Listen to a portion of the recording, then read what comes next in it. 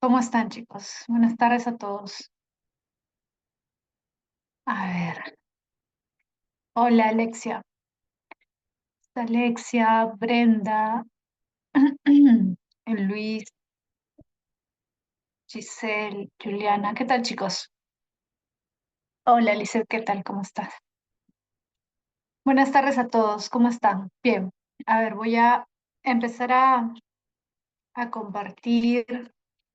Les voy a compartir primero el material que vimos la semana pasada porque faltaban revisar algunas claves, algunas preguntas. ¿Ya? Para para dictarles las claves, ¿ya? Pero les voy a compartir para que ubiquen las preguntas y no se vayan a perder. A ver, acá, ya, ahí les voy a compartir, ¿ya?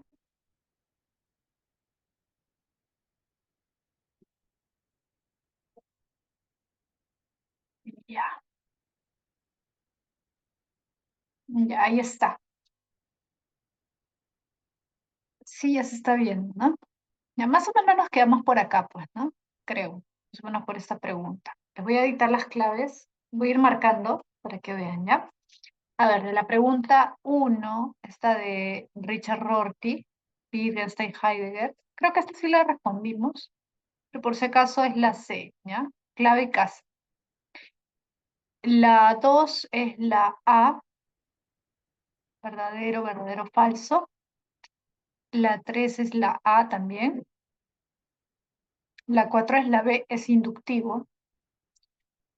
La de Newton es inductivo.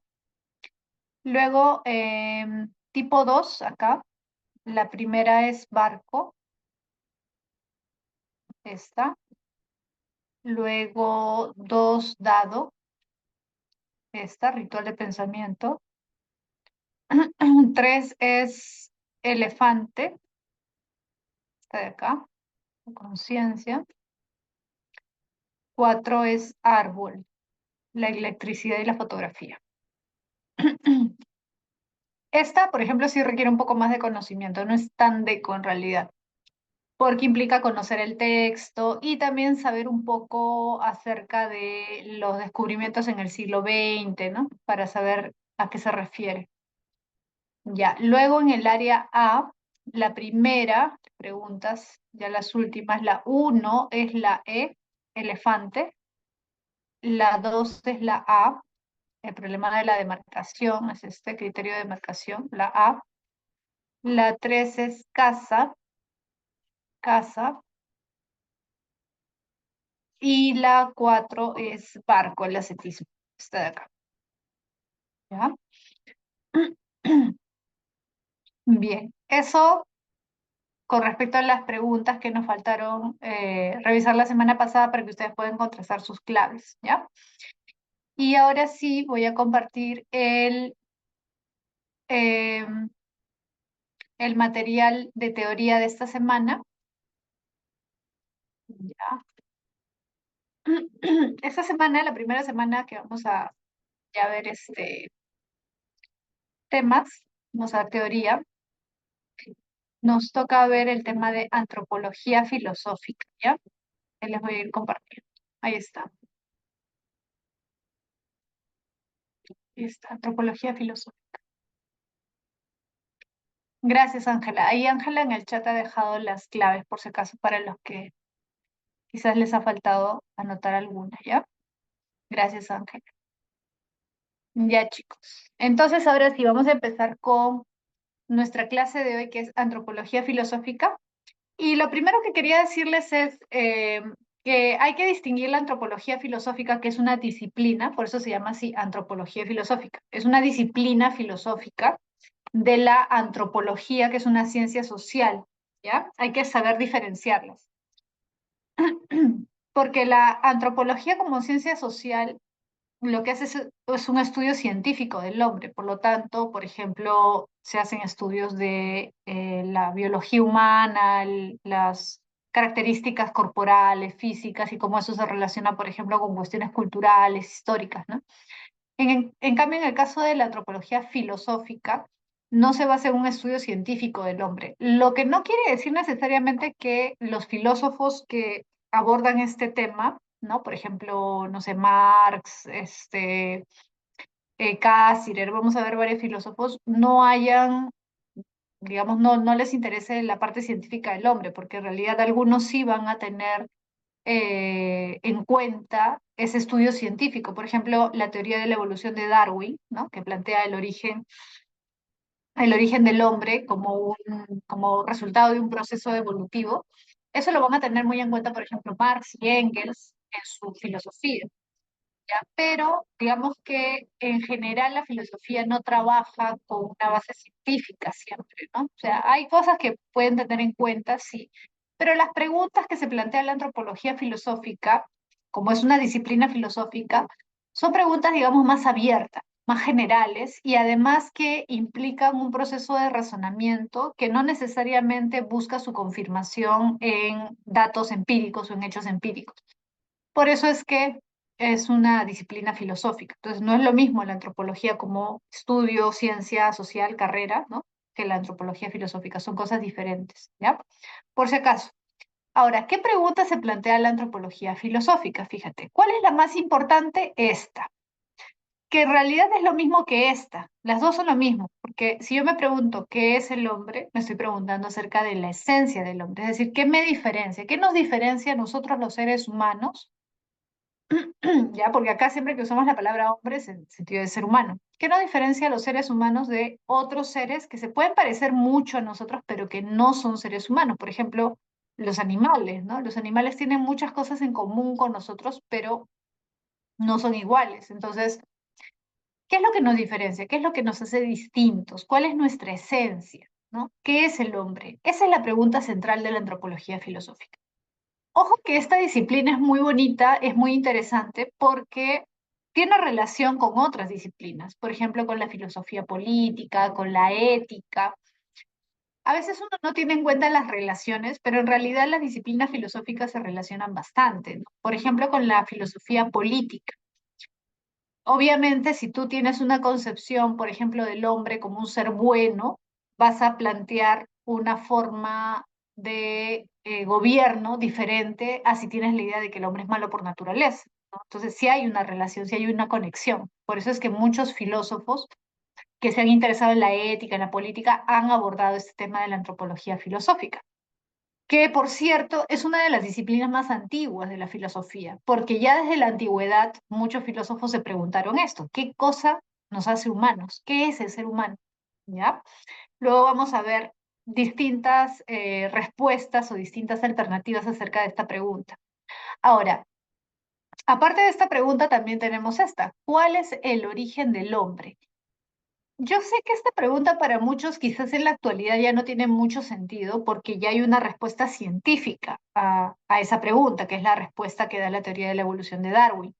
Pero tienes que tener en cuenta que la teoría de la evolución de Darwin recién se da en el siglo XIX, o sea, hace poquito, porque estamos en el siglo XXI, o sea, hace 2 siglos. Si lo comparas con toda la historia, te vas a dar cuenta de que hubieron muchos siglos donde no había una respuesta clara acerca de cuál era el origen del hombre. En todo caso, no había una investigación científica con datos suficientes que apoyaran una postura. Entonces, durante todos esos siglos hubo una visión, una teoría que predominó mucho debido a la influencia de la iglesia, que fue la teoría creacionista. Entonces, como vamos a ver luego, hay dos teorías ahí: la creacionista y la evolucionista. Repito, en la actualidad quizás ya no tiene mucho sentido, incluso la Iglesia Católica admite la evolución, pero digamos que por mucho tiempo los filósofos también se preguntaron acerca de eso, ¿no? Y habían estas dos posturas, al menos desde el cristianismo, ¿no?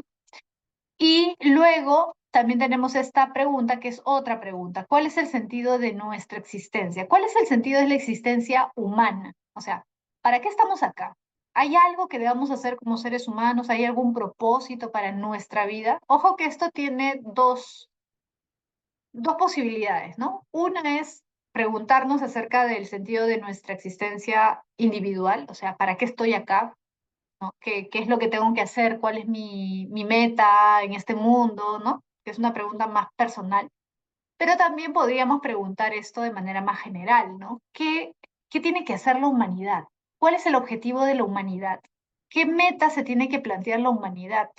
¿no? ¿Para qué estamos aquí como seres humanos? ¿Cuál es nuestro deber como seres humanos, ¿no? Como humanidad en general. Eso también obviamente tiene relación con la ética. Por ejemplo, actualmente que se discute acerca de la influencia o el impacto de la actividad humana en el medio ambiente y todo esto, también hay relaciones ahí entre la antropología y la ética, junto con la ecología y otros temas.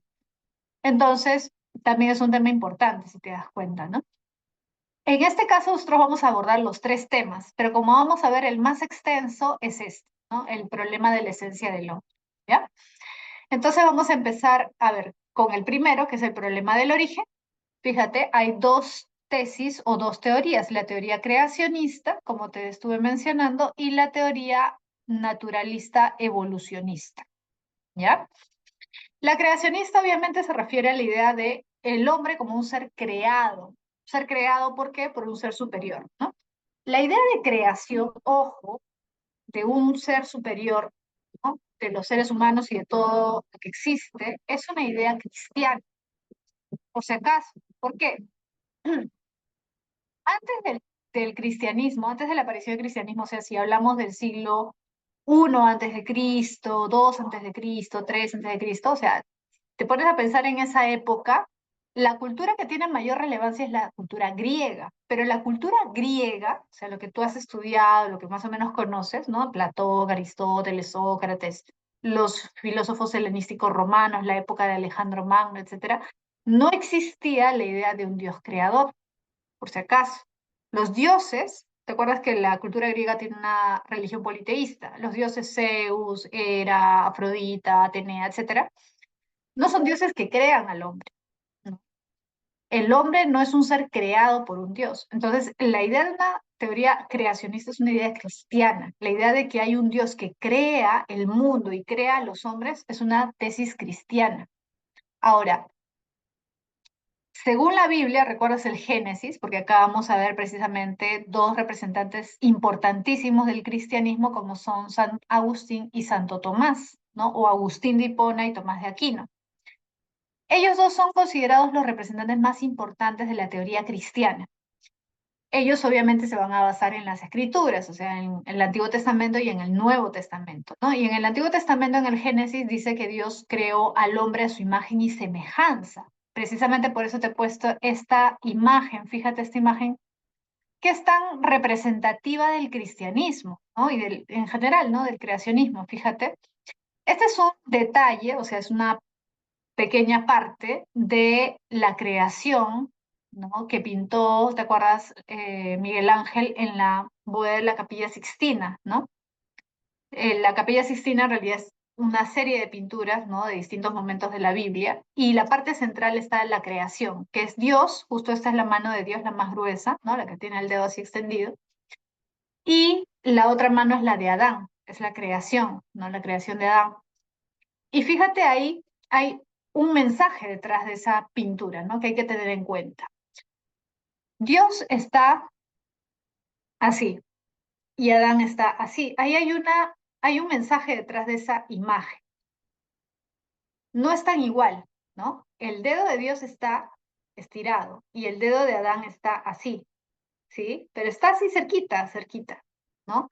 Eso se hizo así por algo. Hay un mensaje detrás. Es más, algunos consideran que hay una historia, no sé qué tan cierta sea, pero sí he leído esa historia de que en realidad Miguel Ángel cuando pinta esta pintura, esta parte, los dedos estaban tocando, pero el Papa de ese momento, que fue el que encargó hacer la pintura, se dio cuenta y le dijo, no, tú deberías hacer el dedo más abajo, como para dar a entender que el dedo puede estirarse y tocar el dedo de Dios o puede quedarse ahí. O sea, el mensaje que está detrás es ¿qué cosa? ¿Cuál es, qué es lo que está detrás en el fondo? Que es decisión del hombre acercarse a Dios o alejarse de Dios, aceptar a Dios o negar a Dios, el libre albedrío, correcto, el libre albedrío. Ese es el famoso libre albedrío, es decisión del hombre, es el hombre el que decide. No es Dios, mira, Dios está con el dedo extendido. Tú eres el que decide si seguirlo o no seguirlo. Entonces, ahí está el mensaje del cristianismo. El libre albedrío como característica fundamental de la esencia del hombre. El hombre es un ser libre.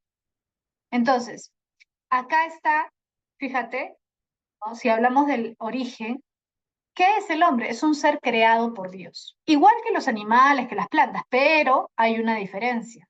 ¿Por qué el hombre es tan especial? ¿Por qué el hombre, en la Biblia está, es el centro de la creación de Dios? Porque el hombre es semejante a Dios. El hombre ha sido creado a imagen y semejanza de Dios. El hombre es un ser espiritual, no es un ser simplemente material o corporal. Las plantas, los animales son seres corporales materiales, pero el hombre tiene un aspecto espiritual y eso es lo que lo acerca a Dios, lo asemeja a Dios, su libre albedrío y su racionalidad, porque ojo, San Agustín dice que el hombre es un ser racional y gracias a que es un ser racional es consciente de lo bueno y de lo malo. Si no fuera un ser racional no se daría cuenta de qué es bueno y qué es malo. Ahora, una vez que se da cuenta, él debe elegir. Pero tampoco es tan fácil como a veces algunos interpretan. Bueno, pero si Dios quiere que nos portemos bien, ¿por qué nos das a elegir? Es que precisamente ahí reside la dignidad del hombre, pues. ¿En qué sentido habría un mérito en el ser humano si estuviera condicionado para obedecer? No habría ningún mérito, no habría ninguna valía, ningún valor. En cambio, si el hombre es libre de elegir y elige el bien, obviamente tiene una dignidad, tiene un valor, su acción, y por lo tanto merece un premio. Entonces, para San Agustín, ese aspecto es fundamental para acercar al hombre a Dios. El hombre es semejante a Dios porque es un ser espiritual, porque es un ser que posee conciencia de sus acciones y tiene libertad para elegir. Pero no es simplemente que Dios deja al hombre solo, ¿no? Aislado y que él elija sin ninguna orientación. Dios le dice al hombre qué es lo que tiene que hacer. O sea, Dios no abandona al hombre, Dios le indica el camino correcto al hombre a través de su palabra, a través de la Biblia. Entonces el hombre es el que decide si obedece a Dios, si hace caso de su palabra o si no hace caso de su palabra y se aleja de él.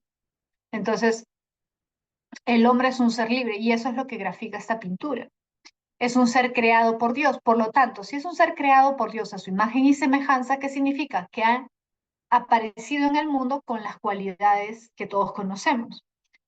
Eso va a ser muy diferente, obviamente, a la postura naturalista evolucionista. ¿Por qué? Porque según el evolucionismo de Darwin y todos los que van a seguirlo o van a tener una posición parecida, en filosofía tenemos dos principalmente, que son Spencer y Marx. Podríamos añadir también, por si acaso, a Engels, ¿ya?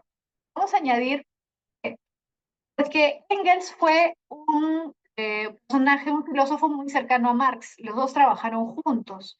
Marx escribía más sobre historia, economía, y Engels escribía más sobre cuestiones científicas.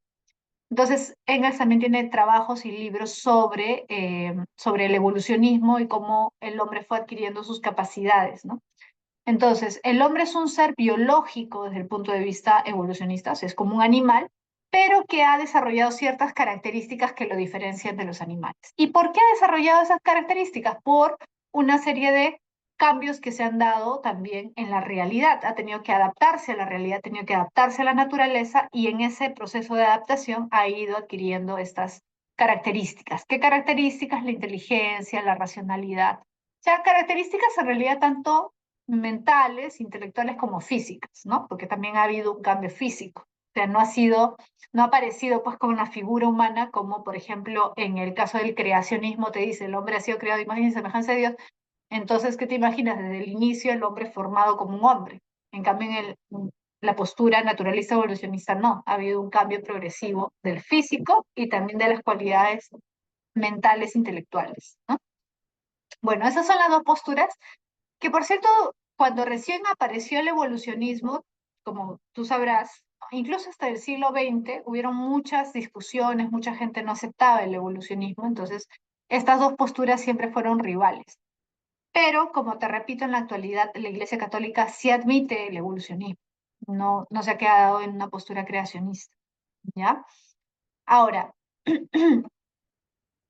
Fíjate acá, tenemos Spencer, que estábamos hablando como representante en filosofía, el principal representante de la postura evolucionista. ¿Qué dice Spencer? Que el hombre es un ser que ha evolucionado, adquirió sus rasgos esenciales, ahí está lo que te decía, ¿no? Físicos y mentales por su adaptación al medio. Es más, Spencer quizás ahorita no te suena, no es un filósofo tan conocido, pero en su época sí fue importante, ¿ah? Es más, Spencer ya había planteado la idea de la evolución antes que Darwin. Pero ¿por qué Darwin fue el que es conocido como padre de la evolución y por qué es más conocido Darwin que Spencer? Porque Darwin es el que reunió la evidencia de que las especies cambian con el tiempo progresivamente. O sea, él hizo el trabajo científico, ¿sí? Ahora, en realidad hay mucha relación entre Spencer y la teoría de la evolución, sí, aparte de lo que te acabo de comentar. ¿Por qué? Porque Spencer también es el que volvió famosa esta frase. ¿Has escuchado la supervivencia del más apto? Son los más aptos los que sobreviven. Esa no es una frase de Darwin. A pesar de que muchos creen que es una frase de Darwin, no aparece en la obra de Darwin. Esa es una frase de Spencer. Spencer dice que son los más aptos que sobreviven como una especie de resumen de la teoría de la evolución. ¿Sí? Spencer también, como por ahí me ha puesto Milene, creo que me lo ha escrito de manera privada, Spencer también es considerado como uno de los principales precursores del darwinismo social, el darwinismo social. Sí, Spencer es el que dice que son los más aptos los que sobreviven, es el primero en decirlo. Ujú. ¿Y el darwinismo social a qué se refiere? Mira, darwinismo, darwinismo social, que por ahí me han preguntado Milena, creo que Milene, perdón, me preguntó el darwinismo social. ¿Por qué se habla de darwinismo? ¿A qué se refiere el darwinismo social? Vamos a hablar un poquito de eso porque es un tema bien interesante, ¿ah? En realidad, mira, es una idea que tenemos muy presente actualmente. ¿Qué es lo que mucha gente dice? Eh, Perdón, creo que le envié solamente a uno. Acá lo voy a poner de nuevo en el chat, ¿ya? Darwinismo social. ¿Ya? ¿A qué se refiere el término? Mira, el darwinismo social son una serie de corrientes que aparecen más o menos en 1870. Uno de los más importantes en difundir el darwinismo social fue Spencer.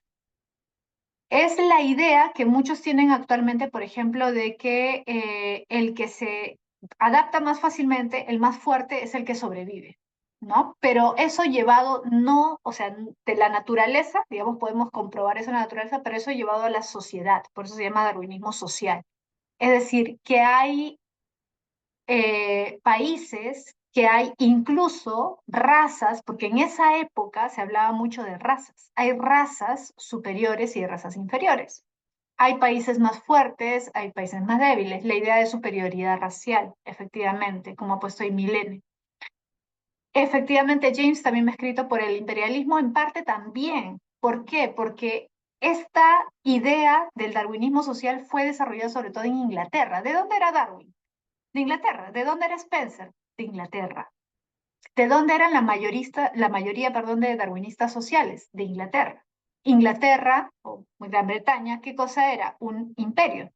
Entonces, ahí se van a desarrollar una serie de tendencias, de teorías que plantean que hay razas superiores y razas inferiores, que hay sociedades superiores y sociedades inferiores. Por lo tanto, no hay nada de malo en que el fuerte le gana al débil. O sea, si el débil no puede adaptarse, si el débil no puede sobrevivir, bueno, es por su propia incapacidad. Hay otros más capaces que son los que tienen más herramientas para sobrevivir o más herramientas para imponerse a los débiles. ¿Te das cuenta? Ahora, esa idea del darwinismo social incluso va a tener influencia en la aparición, muchos van a decir, es una aparición de, a ver, ¿qué te suena esto de la superioridad racial, de que unos son más fuertes, los otros son los nazis? Muy bien, Ana Cabrera. Los nazis. Por eso es que el darwinismo social en su época fue muy, o sea, en el momento que aparece tenía este apoyo, por decirlo así, científico de la teoría de la evolución, pero fue muy discutido y fue muy criticado posteriormente cuando se ven las consecuencias de esas ideas en la política, cuando se ven esas consecuencias en la historia, o sea, de cómo esas ideas se adaptaron para justificar una serie de atropellos, de matanzas, etcétera.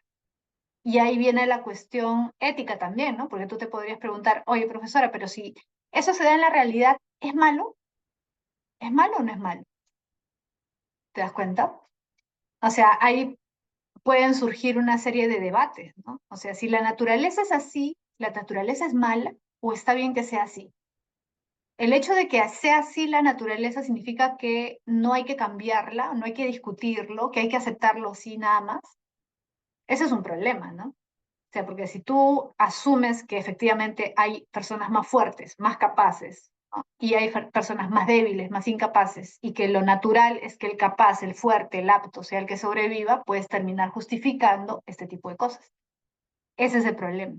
Ese es el problema. Por eso es que en la actualidad ya el darwinismo social en muchos casos ha sido criticado, discutido, ya no se le tiene en cuenta, pero hay ciertas ideas que todavía aceptan tácitamente el darwinismo social, aunque no lo digan explícitamente, ¿sí o no? Entonces, sus pensamientos influenciaron en la Primera Guerra Mundial. Algunos consideran que sí, porque ya desde esa época ya se había desarrollado el darwinismo social. Algunos consideran que en realidad mucho de lo que influye en la Primera y la Segunda Guerra Mundial tenía que ver con estas ideas de dominación, etcétera. ¿Sí? Ederson dice, pero la dominación se da de igual forma. Ah, claro, efectivamente, como ha puesto Ederson, la dominación es algo, es más, que Nietzsche, por ejemplo, diría que es intrínsecamente humano. O sea, el humano siempre va, o siempre van a haber en todo caso ciertos seres humanos que van a querer dominar. Pero el problema no es ese. El problema es si tú creas una teoría que justifica eso. Porque una cosa es que tú digas, bueno, es algo natural en el sentido de que siempre va a haber gente que quiera aprovecharse, dominar, aplastar al otro. Y otra cosa es que tú crees una teoría que apoye esa forma de actuar, o sea, que justifique esa forma de actuar, ¿no? Ahí está la discusión ética, precisamente, ¿no? Bueno, ese solamente es un tema para que lo tengan presente porque el darwinismo social fue muy discutido en su momento, ¿no? Y Spencer, como les decía, a pesar de que actualmente no es muy conocido, en su época sí fue un personaje bastante importante. Era uno de los intelectuales más, es más, muchos lo consideraban el intelectual más importante del siglo XIX, antes que Darwin. Ya cuando Darwin plantea su teoría de la evolución y comienza a difundirse y todo se hace cada vez más conocido, ya Spencer va perdiendo, digamos, importancia. Pero inicialmente Spencer era el intelectual más importante de Europa en esa época, ¿sí? Bien, entonces, a ver, vamos a continuar, ¿ya? Entonces, como te decía, Spencer plantea esta visión que es un evolucionismo, pero un poco anterior a Darwin, aunque por una cuestión de ideas sin sustento científico. El que le da todo ese sustento científico es Darwin, ¿no? Con sus trabajos, sus viajes y todo eso que tú ya conoces, ¿no? Que viaja por distintos lugares del mundo reuniendo evidencia, ¿no? Ahora, en el caso de San Agustín, ¿no? Que es la postura creacionista, que ya vimos hace un momento, ¿no? Postula la postura creacionista. Él dice, como ya dijimos, que el hombre ha sido creado a imagen y semejanza de Dios. Eso significa que se parece a Dios. ¿En qué se parece a Dios? Que tiene cualidades espirituales que ningún otro ser tiene, solamente tiene el hombre. ¿Qué cualidades son esas? La libertad, el libre albedrío. Ojo que no es lo mismo exactamente libertad que libre albedrío. No es exactamente lo mismo. Si tú usas el término libre albedrío, yo sé que hay mucha gente que usa ese término sin ser creyente, pero si tú usas el término libre albedrío, en realidad ese es un término que tiene connotaciones religiosas. O sea, los que deberían usarlo son solamente los que creen. Si tú no crees, deberías usar el término en todo caso de libertad, porque el término libre albedrío tiene connotaciones cristianas. ¿Qué significa? La libertad dada por Dios. O sea, si tú hablas de libre albedrío es porque asumes que Dios es el que te ha dado esa libertad de elegir, ¿sí? El que use el término libre albedrío tiene que ser consciente de que tiene una connotación cristiana, porque el libre albedrío significa el don de la libertad dado por Dios. Es un regalo que te ha dado Dios.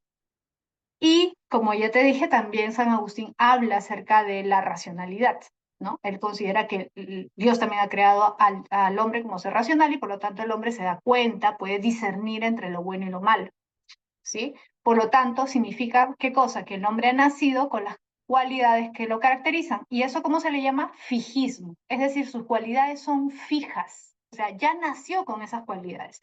A diferencia del evolucionismo, que dice que el hombre ha adquirido esas cualidades a lo largo de miles y miles de años en un largo proceso de evolución, de adaptación al medio. ¿Te das cuenta? Esa es una diferencia importante. Una cosa es decir que las características las hemos ido adquiriendo a lo largo de mucho tiempo y otra cosa es decir, no, el hombre ya nació con estas cualidades, ¿no? Aparte, obviamente, del hecho de que nos ha creado Dios y todo esto que plantea el cristianismo, ¿sí? Bien, pasamos ahora al problema de la naturaleza humana, ¿ya? Acá de nuevo nos vamos a encontrar con San Agustín, pero acá ya vamos a entrar a otro problema, que es ¿qué cosa es el hombre? ¿Ya? Mira, de todos, en realidad ha habido muchos filósofos que han hablado de esto, ¿ya? Acá estamos poniendo los más importantes, los que han venido en examen de admisión. Por ejemplo, en examen de admisión ha venido la postura de Aristóteles acerca del ser humano, ha venido la postura de San Agustín, también hace varios años, pero ha venido la postura de Marx, de Nietzsche. Entonces, no son todas las posturas, pero son las más importantes y las que han tenido más influencia también. Por ejemplo, en el caso de Aristóteles, mira, perdón, ya.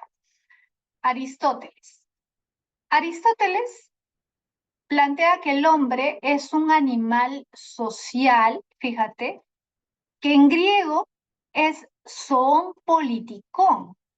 Zoon politikon significa animal social. ¿Por qué? Porque politikon viene de polis. Polis significa ciudad. El hombre es un animal que vive en una ciudad. El hombre es un animal que vive en una comunidad. El hombre es un ser que requiere de la interacción social. No puede vivir aislado de la polis, de la comunidad. El hombre necesita de otros. Pero, ojo, acá viene un detalle.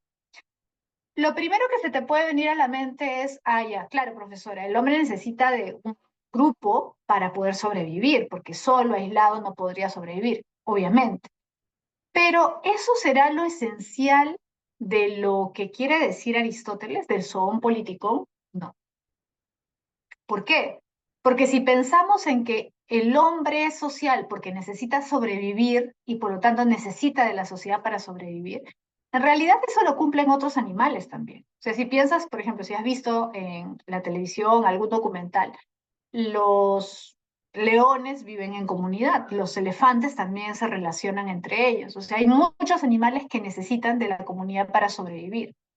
Pero no es la subsistencia en sí misma, dice Aristóteles, lo que necesita el hombre. O sea, no es lo que lo hace ser humano, porque si no, las abejas también serían seres humanos, los leones también serían seres humanos. No. Lo más importante de la socialización no es la subsistencia o solo la subsistencia. Lo más importante es que gracias a esas relaciones sociales tú desarrollas tus cualidades humanas. Es decir, si yo te saco de tu comunidad, si te aíslo, tus potencialidades, tus cualidades como ser humano no se desarrollarían, no se desarrollarían. Entonces, mira, acá viene lo interesante de la filosofía, porque Aristóteles plantea una hipótesis. Ojo, es como un experimento mental, ¿ya? Ojo que los científicos también hablan de experimentos mentales. Por ejemplo, uno de los que hablaba mucho de experimentos mentales era Einstein, y él hacía experimentos mentales. Aristóteles hace una especie de experimento mental, ¿ya? Que luego podríamos decir que se ha confirmado en la realidad, ¿no? Ya más recientemente. Él dice, ¿qué pasaría? Mira, es una hipótesis. ¿Qué pasaría si yo aislara a un niño pequeño de la sociedad? Imaginemos que por algún motivo yo lo saco de la comunidad y lo mando al monte, a vivir al monte. Y supongamos que ese niño, fíjate, todo es supuesto, ¿eh? Es hipótesis, es un experimento mental. Supongamos que ese niño sobrevive. Alguien podría decir, no, pues pero eso es una tontería, ¿cómo va a sobrevivir? Sobrevive, ¿sí o no? Hay películas, tú sabes, basadas en hechos reales, de niños que han sobrevivido por accidente, o sea, han tenido un accidente de avioneta, qué sé yo, todos murieron y sobrevivió, como lo de Tarzán, claro. Entonces, pero hay hechos, o sea, hay casos reales, ¿no? Y por eso es que han surgido series, películas como Tarzán y otros, de niños. Por ejemplo, había un niño, no recuerdo en qué país fue, que cayó en la selva de Brasil, creo, y sobrevivió. Murieron sus padres, murieron todos, y sobrevivió porque estuvo al cuidado de monos. Después hubo otro también, otro caso de un niño que sobrevivió por el cuidado de lobos, ¿sí? Entonces, Aristóteles, sin ver esos casos, ¿ah? Porque Aristóteles se lo imagina nada más. ¿Qué pasaría? Imaginemos si un niño lo aislamos de pequeño, de 3, 4 años, y por alguna razón sobrevive. Sobrevive. Pregunta, mira, Aristóteles se pregunta esto. ¿Tú crees que ese niño desarrollaría lenguaje? ¿Podría hablar a los 8, 9, 10 años como un niño que ha tenido contacto con sus padres, sus primos, sus familiares, sus amiguitos de colegio? No, no hablan. ¿Sí o no? Y eso se ha confirmado. Fíjate qué interesante, ¿eh? Porque Aristóteles lo plantea como un experimento mental, una hipótesis, una suposición. Y en la realidad se ha confirmado efectivamente que no pueden desarrollar lenguaje. Cuando han rescatado a esos niños, ¿hablaban esos niños? No, emitían sonidos como animales, pero no podían articular palabras. Porque aunque parezca algo tan natural, fíjate, ¿ah? Tan natural el lenguaje, el hablar, ¿no? También es un proceso de aprendizaje. Y ese aprendizaje se da al momento de relacionarnos con los otros. Por eso es que es tan importante la familia para aprender a hablar y la socialización con otros niños también, ¿no? Por eso no sé si te acuerdas, durante la pandemia hubo mucha discusión sobre eso, ¿no? Si ya debían regresar los niños a los colegios para que tuvieran interacción social, ¿no? Porque era parte importante de su crecimiento, de su desarrollo, ¿no? Entonces, eso es lo que dice Aristóteles. El niño necesita de contacto con otros semejantes, ¿sí? Para que pueda desarrollar su lenguaje. Y ojo que el lenguaje es signo de qué, es muestra de qué. ¿Con qué estará relacionado el lenguaje? Con otra cosa que es muy humana. A través del lenguaje yo expreso qué cosa. ¿Qué cosa expreso? Puedo expresar mis emociones, mis sentimientos y también qué cosa, mis pensamientos, mis ideas, claro, mis ideas, mis pensamientos. Por lo tanto, el lenguaje es una muestra de qué, de inteligencia. Claro, es muestra de inteligencia. Por eso también uno se da cuenta muchas veces del grado de instrucción o del grado de inteligencia de alguien por su forma de hablar, por su manera de expresarse, ¿o no? Sí. El lenguaje es una manera en que se expresa la racionalidad, la inteligencia. Entonces Aristóteles considera por eso que es fundamental la socialización. Además, mira, acá hay algo también muy interesante. No sé si tú has escuchado. A ver, antes de pasar, quiero... Alessandro, buena pregunta, pero el lenguaje no es innato al hombre. Ahí está el detalle. El hombre nace con una potencialidad, con una capacidad. Pero el problema, dice Aristóteles, es que se desarrolla o no se desarrolla. Si tú no expones al hombre, al niño, mejor dicho, ¿no? A la socialización, o sea, si no lo estimulas para que desarrolle el lenguaje, esa capacidad se atrofia. En cambio, si tú lo expones a esa socialización, a ese intercambio de ideas, de palabras, ¿no? De pensamientos a través del lenguaje, esa capacidad sí se desarrolla. Entonces, quería por acá, había un mensaje por ahí que vi que creo que es sobre una frase de, ahí está, Rubí había puesto, con razón dice, el hombre solitario es una bestia o un dios. Efectivamente, para Aristóteles esta frase, el hombre que no necesita de la sociedad para vivir o es un dios o es una bestia. Eso es lo que dice Aristóteles. Es una famosa frase de Aristóteles. El hombre que no requiere de la polis para vivir o es un dios o es una bestia. ¿Qué quiere decir? Es un dios, ¿por qué? Porque los dioses no necesitan de los demás. Los dioses pueden subsistir por sí mismos, no requieren de nadie para ser perfectos. Ya, eso sería pues un hombre que no requiriera de la sociedad. O una bestia. Una bestia se refiere a un ser ya no humano, ¿no? O sea, un animal, pero un animal ya salvaje, ¿no? Que no requiere de ningún contacto humano, pero el hombre sí necesita de su contacto con los demás. Eso, claro, como pone Norca, está expresado en la política, ¿no? Que es su obra más importante sobre estas cuestiones políticas. Ahora, fíjate, para Aristóteles, te iba a decir, esto también se relaciona con otro tema. No sé si has escuchado esta famosa frase que dice, hay hombres que han nacido para mandar y hombres que han nacido para obedecer. ¿Has escuchado esa frase? Hombres que han nacido para mandar, hombres que han nacido. Esa es una frase de Aristóteles. ¿Y por qué dice eso? Mira, ¿por qué dice eso? Porque lo que él quiere hacer es mostrar una diferencia, ¿no? Establecer una diferencia entre los bárbaros y los griegos. Aristóteles dice, una cosa somos los griegos y otra cosa son los bárbaros. ¿Quiénes son los bárbaros? Los bárbaros son los persas. ¿Te acuerdas que había conflictos entre los persas y los griegos? ¿No? No sé si has visto la película 300, ahí se habla acerca de la guerra, la batalla de las Termópilas. No sé si habrás visto, que es una película ya un poco antigua para ti. Yo la vi creo cuando estaba en la universidad, pero es una película bien interesante, ¿no? Porque muestra o quiere mostrar esa diferencia cultural entre griegos y bárbaros. Para Aristóteles son totalmente diferentes. Hombres que han nacido para mandar son los griegos y hombres que han nacido para obedecer son los bárbaros. ¿Por qué? Porque recuerda que los bárbaros, los persas, ¿qué sistema político tenían? ¿Qué tipo de sistema político tenían? ¿Has visto en historia el rey Darío, el rey Jerjes, Atajerjes? Sí. ¿Te acuerdas? Tenían reyes. Entonces, ¿qué era? ¿Qué tipo de sistema político tenían? Una monarquía, pues monárquico, claro. ¿Y los griegos qué tipo de sistema tenían? Los persas eran súbditos, porque una monarquía no existe en ciudadanos, existe súbditos. Y los griegos eran ciudadanos. ¿Te acuerdas? Ciudadanos, porque había una democracia. En el caso de Aristóteles, lo que él dice es, los griegos damos nuestra opinión. Vamos al ágora, ¿te acuerdas del ágora? Vamos al ágora, intercambiamos puntos de vista, discutimos, debatimos, hablamos, exponemos, nos refutamos, damos argumentos. Mira qué interesante, ¿ah?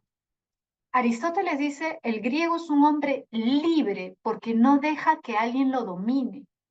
El griego no baja la cabeza frente a un rey, no cree que el rey que nos gobierna es Dios. No, nosotros usamos la palabra para expresar nuestros pensamientos. Entonces, en un sistema democrático, un sistema popular o participativo, el hombre tiene la capacidad de dar su punto de vista, por lo tanto, tiene que argumentar para dar su punto de vista. Y si tiene que argumentar, no solamente es una cuestión de lenguaje, es una cuestión de pensamiento, de inteligencia. El persa que tiene que agachar la cabeza no puede contradecir a su señor, a su rey, usa su inteligencia. Para Aristóteles, ¿el persa usa su inteligencia? No. Simplemente acata, obedece, se somete.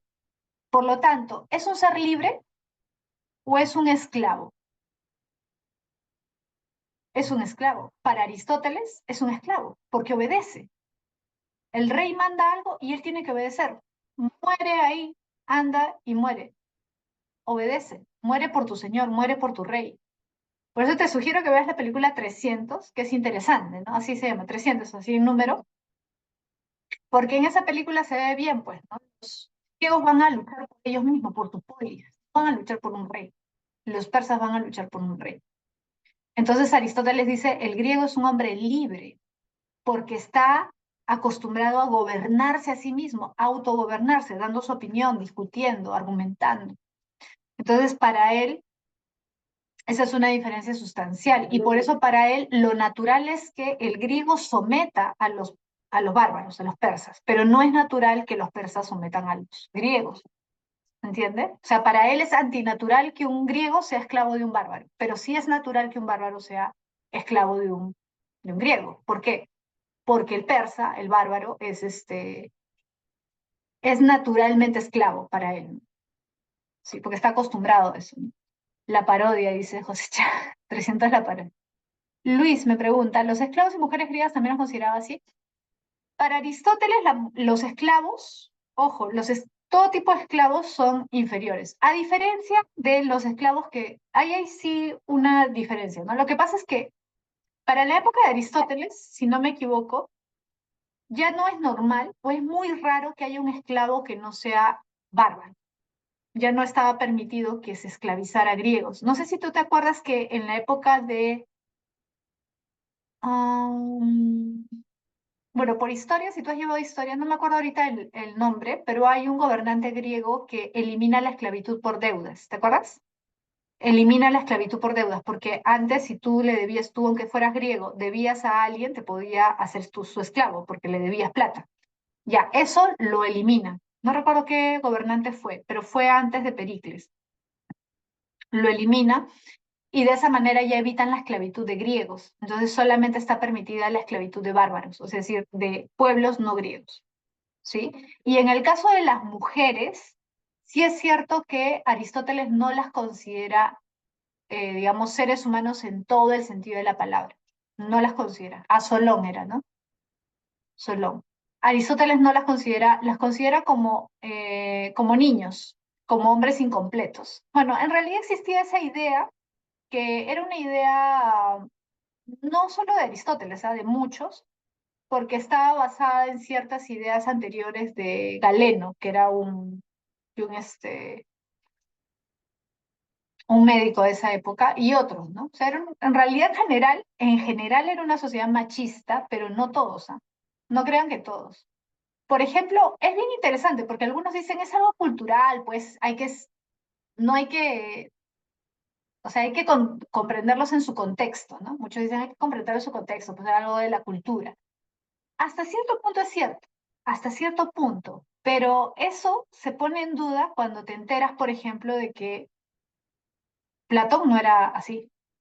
Por ejemplo, Platón, si tú lees La República, por eso yo siempre les recomiendo, cuando ya ingresen, tengan tiempo, lean La República de Platón. En La República, que es su obra más conocida, Platón dice que las mujeres también pueden gobernar. Ojo, él dice, no solamente el rey filósofo, puede haber reinas filósofas, ¿no? Es más, el mismo Platón tenía familiares que se dedicaban a la filosofía, mujeres, su mamá y su hermana se dedicaban a la filosofía. Entonces, para Platón sí no era antinatural que la mujer se dedicara a la política, ¿no? Al contrario, eso es interesante. Para refutar un poco esta idea, ¿no? Porque a veces se cree que, no era una cuestión cultural, todos eran machistas, y no, no es así, ¿no? O también hay otra idea que también es muy difundida de que todos los griegos aceptaban la homosexualidad como algo natural, y eso tampoco es tan así. Y no eran propiamente homosexuales, ¿no? No todos, además, tenían prácticas homosexuales, que también es otra forma, o sea, no es exactamente lo que nosotros vivimos actualmente, ¿no? O sea, un griego no se iba a considerar mujer, aunque tuviera prácticas homosexuales, no se autodefinían como mujeres, ¿no? Que es algo que sí tenemos en la actualidad, ¿no? Que es diferente.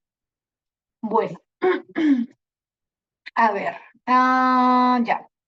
Entonces, te decía, esta idea de la racionalidad, en realidad no son dos conceptos diferentes, porque a veces se dice, Aristóteles dice que el hombre es un animal social y dice que también es un animal político, ¿no? O perdón, un animal racional, ¿no? Que en realidad las dos cosas están relacionadas. O sea, Aristóteles te diría, el hombre es un animal racional gracias a que es un animal social. O sea, si no fuera social, no sería racional, no podría desarrollar toda su capacidad intelectual. Es esa socialización lo que le permite desarrollar sus capacidades. Es gracias a esa socialización que logra ser lo que es. Es más, para Aristóteles, la felicidad solo es posible en el hombre. O sea, no es posible en los animales porque la felicidad está relacionada con la racionalidad. O sea, cuanto más desarrollas eso que es tuyo, eso que te es propio, esa esencia humana, o sea, la razón, más feliz eres. Por eso es que para él no todos alcanzan el mismo grado de felicidad. El grado más alto de felicidad lo alcanzan aquellos que se dedican a la filosofía. Eso es lo que plantea Aristóteles. Bueno, y en el caso de San Agustín, fíjate, acerca de qué es el hombre, cuál es la naturaleza humana, ¿qué dice? Ya dijimos, ¿no? Ya hablamos de esto. El hombre ha sido creado con racionalidad, esa es una de sus características, y con libre albedrío, es decir, con capacidad de decidir sobre sus acciones. Ahora, aparte de eso que ya hablamos, mira, te he puesto otra cosa que también es interesante. Para San Agustín, el hombre siempre desea más de lo que puede poseer. Es decir, es un ser insatisfecho. Eso también lo caracteriza. Ojo, eso es bien interesante porque San Agustín puede parecer para muchos un autor aburrido porque es un autor cristiano, ya dice que Dios existe, ¿no? Pero en realidad plantea cosas interesantes. Por ejemplo, esto. A ver, dice San Agustín, mira, San Agustín es muy realista, porque dice, ¿acaso no es cierto que los hombres, los seres humanos, siempre ambicionan más? ¿Siempre quieren más? Libre albedrío se refiere a la libertad de decidir, la libertad de tomar decisiones sobre tus acciones, sobre tu vida, o sea, elegir entre el bien y el mal. Por ejemplo, si tienes la oportunidad por ahí de tomar algo que no es tuyo y que nadie se dé cuenta, ¿no? Ahí tú decides, por tu libre albedrío, si tomarlo o no tomarlo. Es tu libre albedrío, ¿no? ¿Pero por qué tienes libre albedrío? Porque Dios te ha creado con libre albedrío, te ha dado ese don, esa regalo. Bueno, entonces, mira, ¿qué es lo que dice San Agustín? San Agustín dice que el hombre siempre desea más de lo que tiene. Claro, el hombre es codicioso, como ha puesto Alexia. El hombre siempre quiere más. Por ejemplo, ya vamos a poner un ejemplo. Imagínate que terminas tu carrera, ingresas, terminas tu carrera. No sé qué carrera quieres seguir, ¿ya? Pero supongamos que comienzas ganando 4.000 soles, ¿ya? Ya, comienzas ganando 4.000 soles. Y a los 6 meses te ofrecen otro trabajo donde te van a pagar 5.000. ¿Te vas o no te vas? ¿O te quedas con 4.000? Te vas, ¿sí o no? Todos se van, el Liceo también se va, ya. Todos se van, ¿sí o no? Ya. Y si después de 6 meses te ofrecen otro trabajo y te quieren pagar 7.000, ¿te vas o te quedas con 5.000? Te vas, claro, ¿sí o no? Plata mande. Nos vamos, todos nos vamos juntos. Ya. Y después te ofrecen 10.000. ¿Te vas o no? También, ¿sí o no? Claro, sería, ya, desde cierto punto de vista lo podemos ver como autosuperación. Ya. ¿Y qué pasa si después de un tiempo te ofrecen 50.000? ¿Te vas o no? Me recontra. Ya, también te vas. Que te... Ya, me preocupa. ¿Dónde firmes? Ya. Ahora, fíjate, ponte a pensar. Te ofrecen 30.000, 40.000, 50.000, 60.000, ya. Ahora, ¿tú crees que cuando ganes 50.000, tú vas a decir, no, ya, suficiente, ya no quiero, ya para qué quiero más? Si ya con 50.000 tengo para viajar, para irme donde sea, ¿no? O sea, ¿te conformarás con los 50.000 o si te ofrecen 100.000 no te irás? ¿Te irás o no? Si te ofrecen 100.000, también, ¿sí o no? Pero te das cuenta, o sea, ¿qué te da a entender? Te estoy poniendo un ejemplo, obviamente San Agustín no pone ese ejemplo, ¿no? Pero lo que te deja entender, San Agustín, es que nunca es suficiente. Muy bien, nunca es suficiente, pues, Xiomara. ¿Sí o no? Es como justo me pusieron en el otro salón y es cierto, es como la economía, ¿sí o no? Las necesidades son ilimitadas, mientras que los recursos son limitados, ¿sí o no? Tienes más necesidades. Cuando ganas 100.000, ¿con quién te rodeas? Ya no te rodeas con la gente de tu barrio. O tú vas a seguir viviendo en el mismo lugar si ganas 100.000. No, ¿no? Vas a querer irte a un lugar más bonito, ¿sí o no? Claro, te robarían, entonces por seguridad tienes que irte a otro lugar. Te compras un departamento más bonito, grande, una casa, pero ya los que te rodean ya no son los mismos. Por lo tanto, ya tienes otras obligaciones y ya quieres más cosas, ¿sí o no? Incluso la gente que tiene mucho dinero, ¿se conforma con su dinero? Imagínate los multimillonarios, dicen, no, ya para qué, si tengo 10.000 millones, ya para qué voy a seguir. No, quieren más. Y algunos ya no solamente quieren dinero, quieren qué cosa, poder, ¿sí o no? Ya no quieren solamente poder y dinero, quieren personas que los obedezcan, que los alaben, que los sigan, que los amen, ¿o no? Acuña, por ejemplo, ¿no? ¿Sí o no? Pero así es, ¿o no? Mira, San Agustín es muy realista porque dice, esa es la naturaleza del hombre. El hombre en este mundo siempre va a desear más, siempre va a estar insatisfecho con lo que tiene. Nunca va a decir, no, yo no quiero más. No, siempre va a estar insatisfecho. Siempre va a sentir que algo le falta. No, pero mi vecino tiene una mansión. Yo también quiero esa mansión. O parecía, o mejor, ¿sí o no? Esa es la tragedia. Adina, claro, con sus Rolex, por ejemplo, ya, ¿no? Tuvo un Rolex, ya le gustó el Rolex y dijo, no, otro más carito, ¿sí o no? Claro.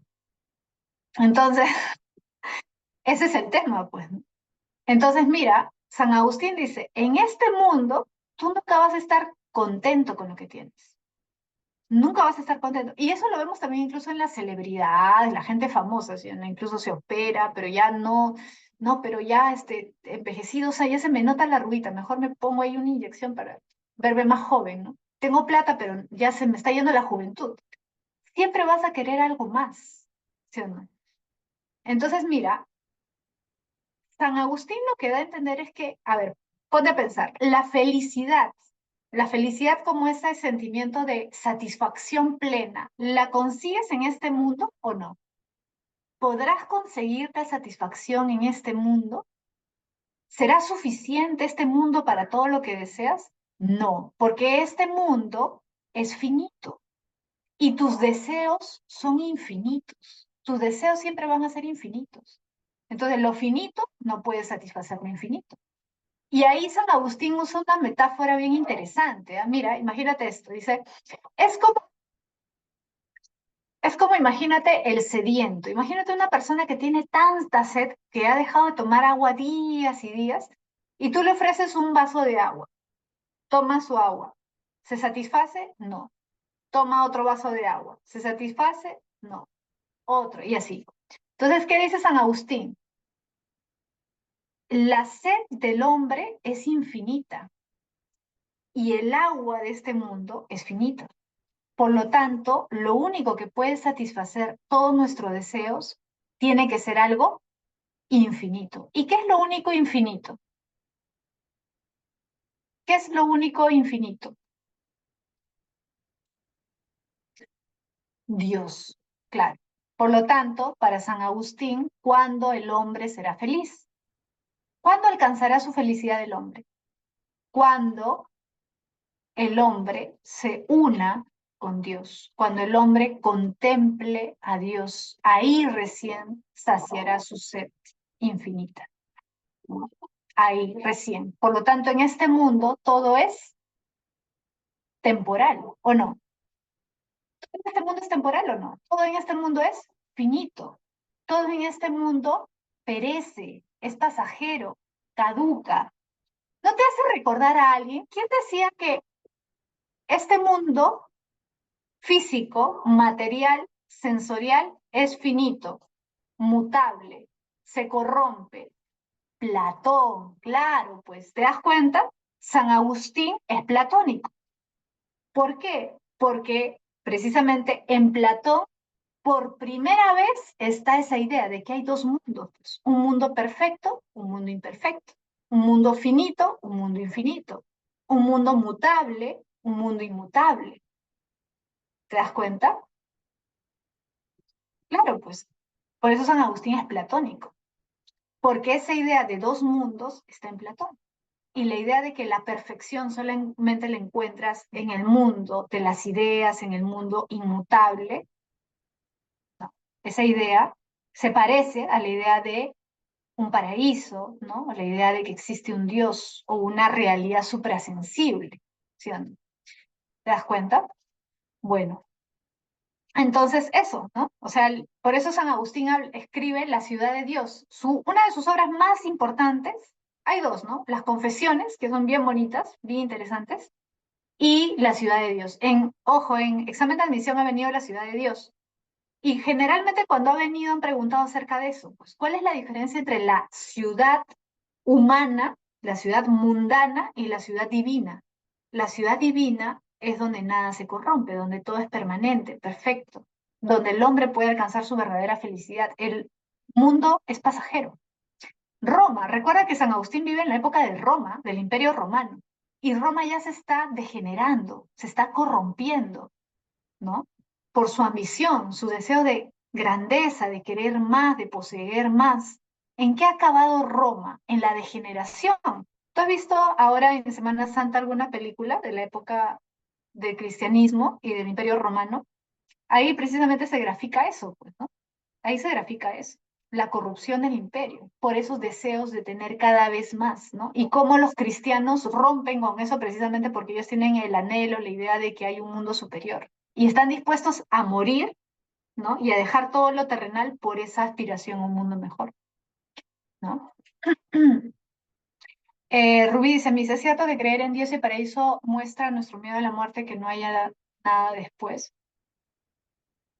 Para San Agustín es al revés, ¿ah? O sea, si tú crees en Dios, no tienes que tener miedo a la muerte. Por eso es que los mártires cristianos estaban dispuestos a morir, ¿no? Con tal de permanecer fieles a sus principios, ¿no? Sí. Bien. Bueno, les quería hablar acerca de este tema que no se habla mucho, acerca de la insatisfacción del ser humano y todo, porque es un tema poco conocido, pero es bien interesante, ¿no? Que plantea San Agustín. Por eso es que, por ejemplo, yo cuando enseñaba esto hace tiempo, yo les decía, cuando hay elecciones, hay gente que tiene este razonamiento, que es bien gracioso, ¿no? Y es bien irreal. Mira, San Agustín es más realista que esas personas, ¿no? Que piensan así. Yo voy a votar por Pepito, porque Pepito es multimillonario. Entonces, como multimillonario ya no va a querer robar, pues. En cambio, Luchito es pobre. Entonces, Luchito, si es pobre, va a querer robar. ¿Has escuchado ese razonamiento o no? Hay gente que dice, hay que votar por el que es rico, porque como es rico ya no va a robar, ¿no? Entonces, no hay que robar. Al final, pobre o rico pueden robar, cualquiera de los dos, ¿no? Pero hay gente que pensaba así. Por ejemplo, ¿en qué época? Te lo digo por experiencia propia porque lo he visto, ¿no? En la época de que postuló Kuczynski, no sé si te acuerdas, cuando postuló Kuczynski, todos decían, ah, pero él es multimillonario, ¿ya para qué va a querer robar? San Agustín te diría, oye, ¿tú crees que porque tiene 5, 6, 10, 15 millones de decir ya no quiero? Todos quieren más, aunque tengan, ¿sí o no? Es una, es una muestra de realismo de San Agustín, es interesante. Bueno. Pasamos, pasando a otro tema, vamos al problema de la naturaleza humana, ¿ya? Perdón, ya habíamos hablado de la naturaleza humana, vamos a continuar con otros autores, ¿ya? A ver, continuamos con Marx. Mira, ¿qué dice Karl Marx, Carlos Marx, el marxismo? Mira, dice, el ser del hombre es el conjunto de sus relaciones sociales productivas. Ajá, acá está el detalle, mira, relaciones sociales productivas. Vamos a ponerle amarillito, ya. ¿Qué significa relaciones sociales productivas? A ver, en primer lugar, Marx, como la mayoría de filósofos, siempre va a tener como referencia a los filósofos antiguos. Entonces, pregunta, ¿tú quién crees que Marx admiraba más? ¿A Aristóteles o a Platón? ¿A quién crees que admiraba más Marx? ¿Aristóteles o Platón?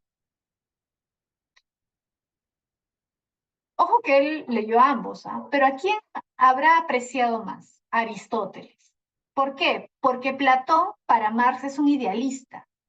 Y es un idealista en el peor sentido, ¿por qué? Porque Aristóteles era un aristócrata. Marx, por machista, no, no por machista, por otra cosa. Porque Aristóteles, por decirlo así, es más materialista. ¿Te acuerdas que Aristóteles le critica a Platón precisamente esta idea de que hay dos mundos? Y dice, el mundo de las ideas y el mundo sensible. El mundo sensible es aparente. Y Aristóteles dice, no, existe un solo mundo, el mundo sensible, ¿no? Para explicar las esencias de las cosas no es necesario hablar de un mundo suprasensible, de las ideas, ya. Entonces, esa especie de materialismo, por decirlo así, es lo que le agrada a Marx. Entonces, Marx valora mucho las obras de Aristóteles. Y mira, si te das cuenta, acá te suena o no te suena Aristóteles. El ser del hombre es el conjunto de sus Relaciones sociales productivas. Relaciones sociales. ¿Te das cuenta? ¿Eso no te suena a Aristóteles? El hombre es hombre gracias a la socialización. El hombre es hombre gracias a que socializa, pero le agrega algo más. No socializa solo para conversar, para hablar, para discutir, sino que socializa porque tiene que subsistir. Es decir, necesita producir para subsistir, ¿sí o no?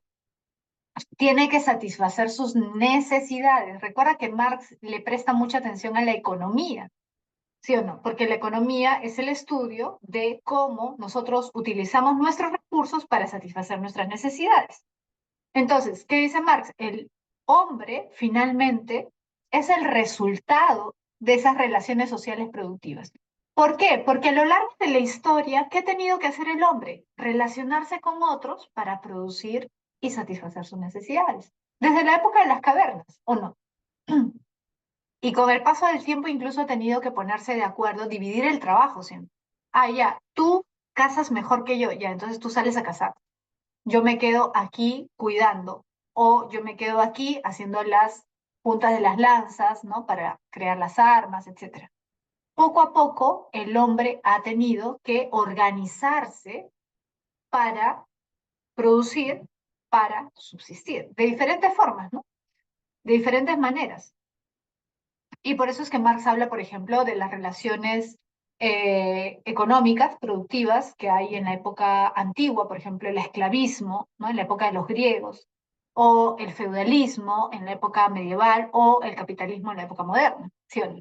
Entonces, para Marx es importantísimo entender precisamente eso, que el hombre es resultado de eso.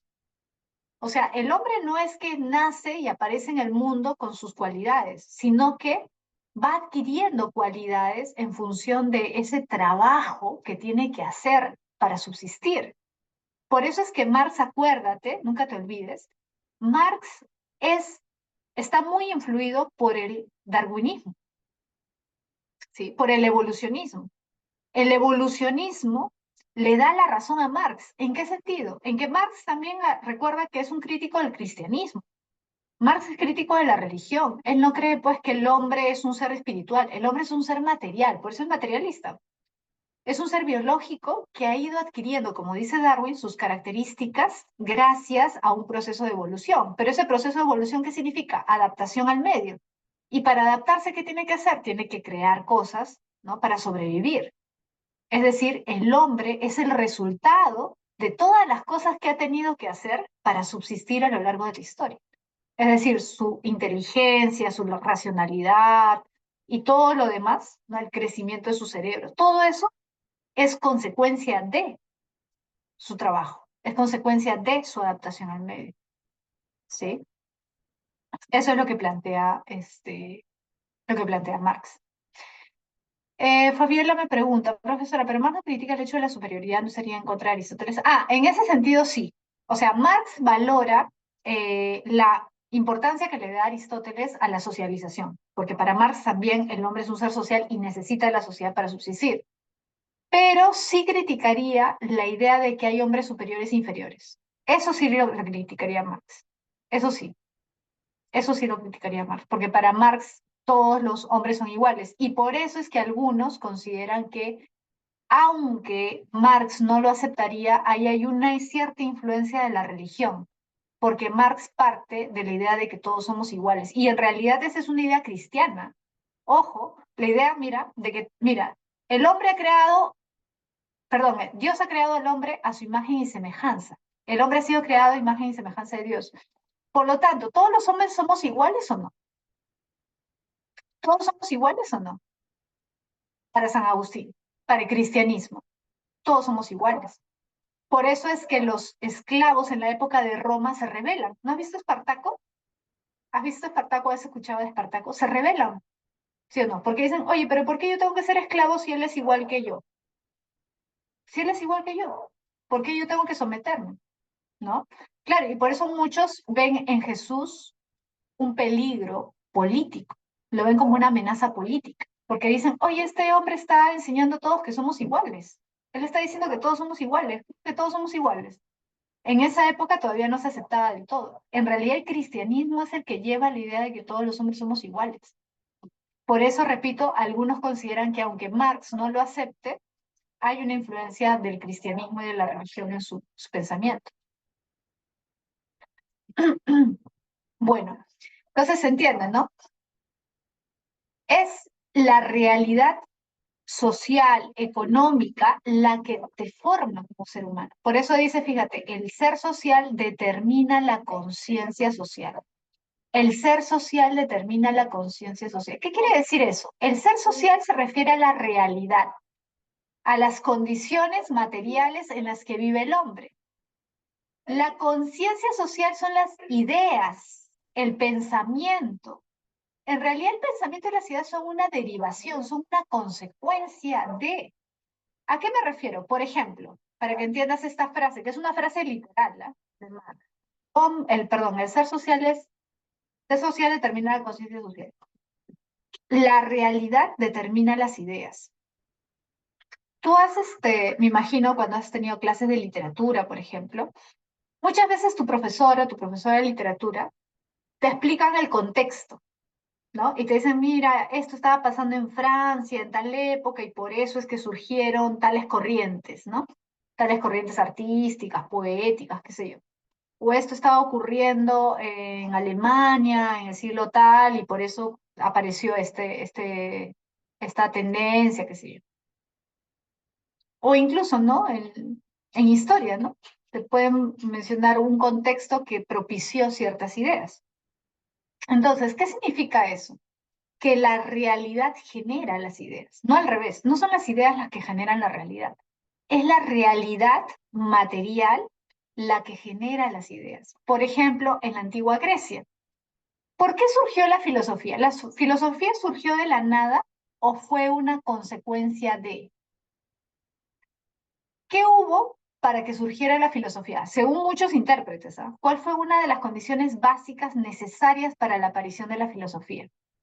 Que si no hubiera habido, probablemente no hubiera existido la filosofía. El esclavismo, correcto, Fabiola. Habían dos clases sociales, los aristócratas u hombres con mucho dinero, no necesariamente aristócratas, ¿no? Que tenían dinero y que podían comprar esclavos. Y como podían comprar esclavos, tenían tiempo libre. Los esclavos hacían el trabajo, ellos se dedicaban a investigar, a viajar, a pensar, a estudiar. ¿Sí o no? Entonces, la realidad, el ser social, la realidad, permitió la aparición de ciertas ideas, la conciencia social, las ideas, el pensamiento, el arte, todo eso bonito, la religión, todo eso, dice Marx, es una consecuencia de la realidad. No, no es al revés. Ujú. El ocio, sí, pues, el ocio.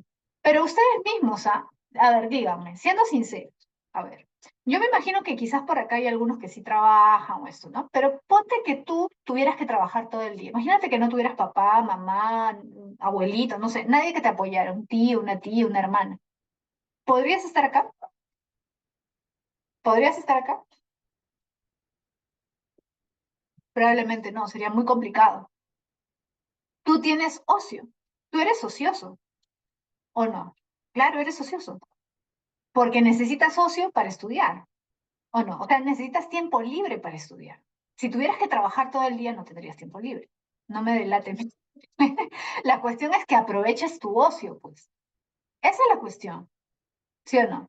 Los griegos tenían ocio. Algunos lo aprovecharon, otros no lo desaprovecharon. Platón pudo haberse, tenía un montón de dinero, pudo haberse quedado mirando las estrellas y rascándose la panza y no pensar en nada, no escribir nada, no hacer nada. No tenía que hacer nada, ¿eh? Pero aprovechó su tiempo, ¿no? Y al menos pasó a la historia, ¿sí o no? Ya, nosotros no vamos a pasar a la historia probablemente, pero ya, pues, al menos hay que aprovechar el tiempo. 50% o sea, ya. Pero claro, tú necesitas socio para estudiar. Si tuvieras que trabajar, no tendrías tiempo. No tendrías tiempo. Me puedo pasar una vida con él, dice. ¿Una vida con Platón? A ver, ya. Entonces, te entendió Marx, ¿no? ¿sí? Se vendió Marx, ya. Vamos a pasar, vamos a pasar a Nietzsche. Mira, Nietzsche, Nietzsche, ¿ya? Él es un pensador ya del siglo XIX, igual que Marx, pero ya acabando el siglo XIX, ¿ya? Y Nietzsche va a ser un tanto, es un filósofo que actualmente se lee mucho, porque sigue siendo un pensador un poco disruptivo, ¿no? Un poco revolucionario, por decirlo así, en sus ideas, porque ataca directamente algo que había sido muy importante para la vida de mucha gente, que era la religión. ¿Te acuerdas que Nietzsche es crítico de la religión cristiana, sobre todo? Ojo, de todas las religiones, ¿ah? Pero sobre todo de la religión cristiana, porque es la religión que ha influido mucho en Europa, o sea, de donde él es, donde él ha crecido, ha nacido, ¿no? La cultura europea ha estado muy, muy impregnada de cristianismo, ¿no? No digo catolicismo, cristianismo en general, sea protestante, católico, lo que sea. Nietzsche, por eso, va a hacer un énfasis en el ser biológico del hombre, un poco en realidad en la línea de lo que ya estaba pasando en ese momento, porque para ese momento ya había aparecido la teoría de Darwin, el evolucionismo de Darwin. Entonces Nietzsche va a hablar del hombre como un ser biológico. Por lo tanto, si es un ser biológico, ¿posee instintos o no? Obviamente que posee instintos. Si es un animal, si es un ser biológico, posee instintos. Ahora, ¿cuál es el problema? Dice Nietzsche. El problema es que nos han enseñado a negar nuestros instintos, ¿sí o no? Nos han enseñado a negar nuestros instintos. ¿Quién nos ha enseñado a negar nuestros instintos? La religión. Porque la religión habla del pecado, ¿sí o no?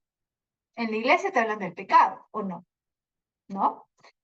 No debes tener estas sensaciones. Si se te ocurren malos pensamientos, haz tal cosa. El pecado, para Nietzsche, ¿no? Es como una restricción que te pone frente a algo que es natural, ¿no?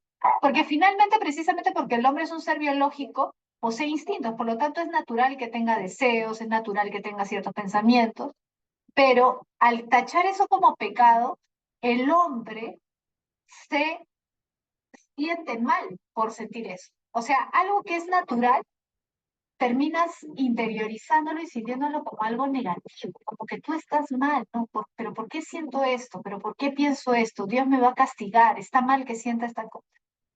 Entonces, ¿qué ocurre? Al negar esos instintos, se vuelve un ser enfermo. ¿Tú crees que un perrito, un gato, si siente deseos o cosas instintivas, se sienta mal? ¿Un animal se siente mal por sus deseos? No, pero el hombre sí. Por lo tanto, la reacción del hombre es una reacción antinatural, ¿entiende? Pero esa reacción antinatural, ¿por qué la tiene? Por la influencia de la religión. Claro, y ahí viene el tema de lo dionisíaco y lo apolíneo, pues. ¿Qué dice Nietzsche? En la cultura griega, lo apolíneo y lo dionisíaco son dos fases de la vida. Al final son dos dioses que son el mismo dios en realidad. Es un dios de dos caras. ¿Por qué? Porque hay tiempo, hay momentos para ser apolíneo y hay momentos para ser dionisíaco. Apolo, que representa la luz, es el dios de la música, de la medicina, de la prudencia. ¿Y qué representa Dionisos? La locura, el caos, la embriaguez, es el dios del vino, ¿te acuerdas? El dios Baco, ¿no? En la cultura romana. Pero esas son dos esferas de la vida, son dos ámbitos de la vida que se necesitan el uno al otro.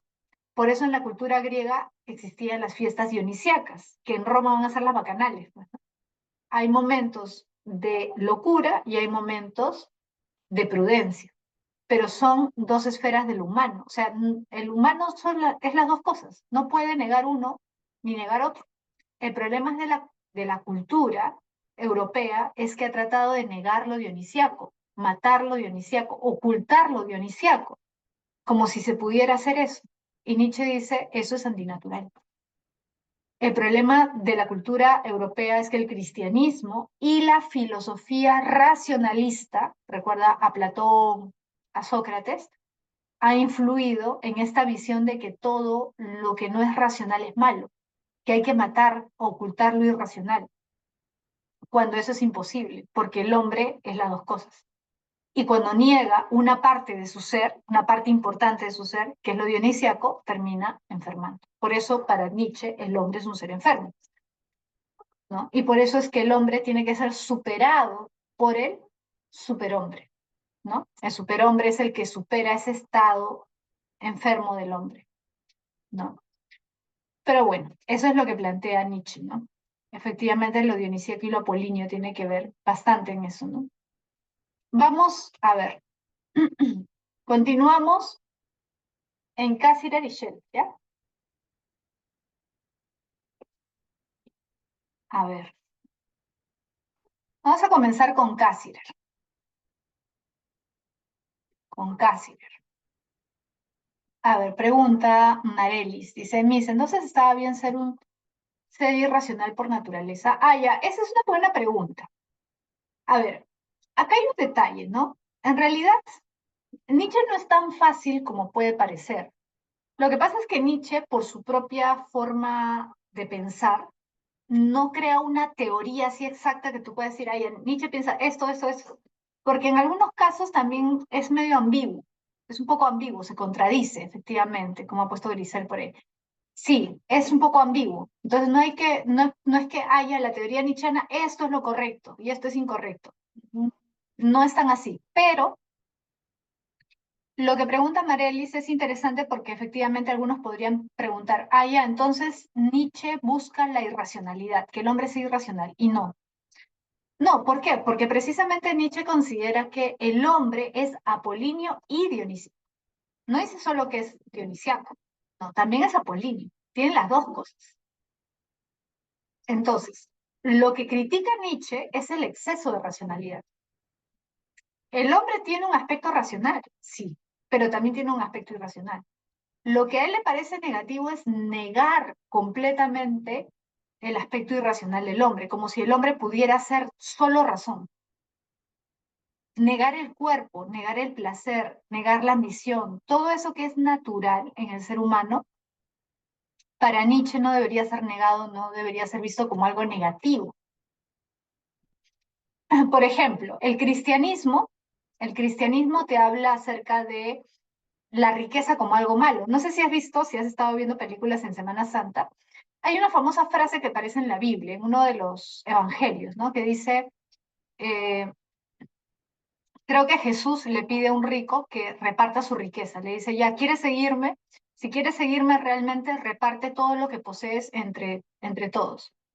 Y él le dice, como que se sorprende de lo que le está pidiendo y se aleja, ¿no? Y le dice, no, se aleja. Y Jesús dice, es más difícil que un rico entre al reino de Dios a que un camello pase por el ojo de una aguja, ¿no? O es más fácil, es al revés, ¿no? Es más fácil que un camello pase por el ojo de una aguja que un rico entre al reino de los cielos. ¿Sí has escuchado esa frase? Es más fácil que un camello pase por el ojo de una aguja que un rico entre al reino de los cielos. Ojo que no dice que es imposible, ¿eh? Pero es muy difícil. O sea, ¿qué está dando a entender? Para Nietzsche, desde la interpretación de Nietzsche, lo que está haciendo el cristianismo es condenar la riqueza. Por eso dice, los últimos serán los primeros. ¿De quién es el reino de Dios? ¿De los ricos o de los pobres? ¿De quién es el reino de Dios? ¿De los que sufren o de los que gozan la vida? ¿De quién es el reino de Dios? ¿De los humildes o de los soberbios? Claro, desde la interpretación de Nietzsche, lo que hace el cristianismo es satanizar los placeres, satanizar la riqueza, satanizar el orgullo. ¿Te das cuenta? Entonces, eso es lo que critica Nietzsche. Nietzsche critica esa, por decirlo así, esa negación de la vida. O sea, porque te estás diciendo no disfrutas de la vida. Si no disfrutas, si sufres, vas a ir al reino de Dios. Si disfrutas de la vida, no vas a ir al reino de Dios. Eso te crea un sentimiento de culpabilidad, ¿o no? Cuando disfrutas de la vida, si tienes eso en mente, te puede crear un sentimiento de culpabilidad. Y para Nietzsche eso es antinatural. ¿Te das cuenta? Porque el animal no tiene ese sentimiento de culpabilidad, el animal vive. Ahora, no es que seamos animales, tenemos algo de animales. Negar esa parte animal en el hombre, para él es antinatural. Para él es eso. Entonces, eso es lo que él critica. No es que el hombre tenga que ser completamente animal, no. porque el propio Nietzsche considera que el hombre al tener inteligencia también tiene que hacer uso de esa inteligencia. Por ejemplo, te pongo un caso para que más o menos se des cuenta. Lo que critica Nietzsche es que nosotros renunciemos a la vida, a esta vida, por pensar que la verdadera vida viene después de la muerte. Por lo tanto, lo que ocurre acá no importa, es pasajero, este mundo es pasajero, ¿te acuerdas? ¿No? Lo que dice la Biblia, este mundo es un valle de lágrimas, es pasajero, no tiene tanta importancia. Eso es lo que critica Nietzsche. Y pone como ejemplo, para que lo entiendas mejor, de superhombre, ¿no? Si tuviéramos que pensar en algún hombre que sea como el ejemplo de superhombre, ¿sabes a quién pone? Alguien podría decir, alguien que disfrute todos los placeres. No. ¿Sabes a quién pone como ejemplo? A Leonardo da Vinci. A Leonardo da Vinci. ¿Por qué? Porque para Nietzsche, Leonardo representa el hombre que hizo todo lo que quiso en este mundo. Es decir, que no se restringió, que quiso conocer más, entender más, que explotó toda su potencialidad sin temor al que dirán, sin temor a la sociedad, sin temor incluso a la condena de la iglesia. ¿Por qué? Porque Da Vinci, por ejemplo, como tú debes saber, me imagino, usaba cadáveres en una época que estaba condenado por la iglesia a usar cadáveres para estudiar anatomía.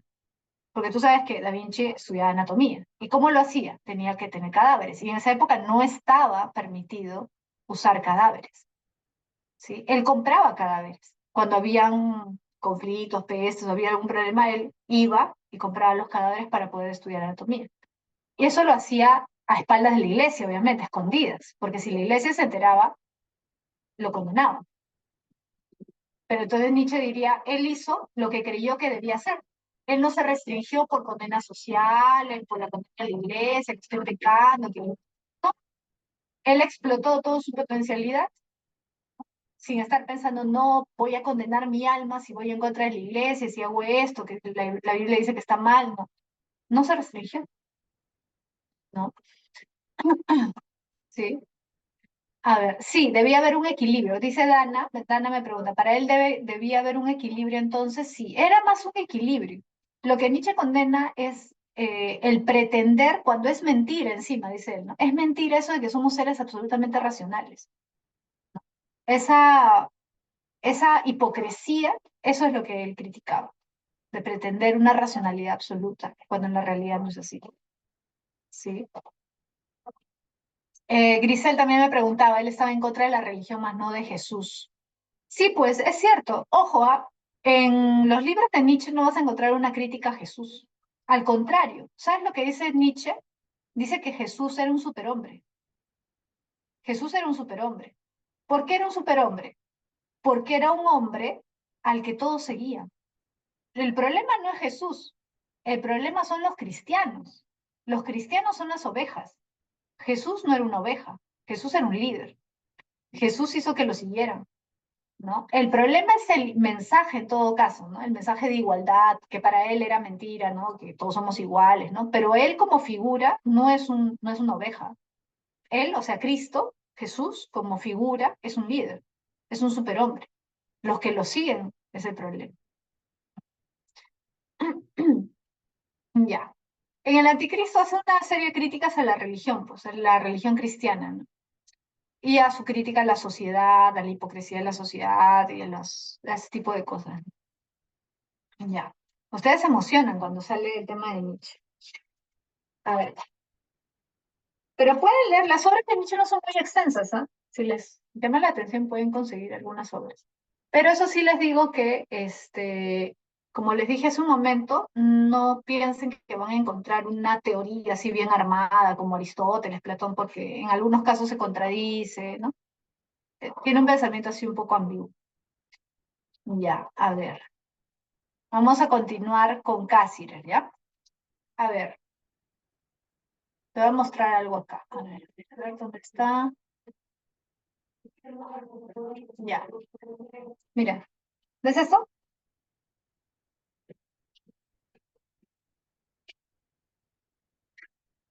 ¿Ven?